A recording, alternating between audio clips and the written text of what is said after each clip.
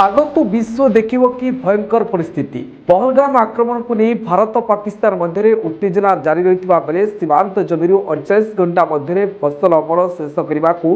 सीमा सुरक्षा बड़ बीएसएफ अधिकारी माने पंजाब चाषी को परामर्श देते परिप्रेक्षी में सोमवार युद्ध आशंका कर एलओसी सीमांत अंचल आगुआ फसल काटी ने चाषी 48 घंटा मध्य गहम फसल अमल कर जमीर नहीं जावाई अमृतसर तंतरन फिरोजपुर एवं फाजिलका जिलार चाषी मानू गुरुद्वार गुड़िक जरिए घोषणा अभियोग जदि परिस्थिति अधिक खराब हुए तेज आगुआ अंचल गुड़िक जावाई गेट खूब शीघ्र बंद हो सीमांत जमी को चाषी मैंने जापारे ना कहुला। भारत पाकिस्तान अंतर्जातीय सीमार जीरो लाइन एवं भारतीय पार्श्व सीमांत बाड़ मध्य पंजाब चाषी प्राय 45,000 एकर जमी रही। बीएसएफ पक्षर कौन लिखित निर्देश जारी हो बेले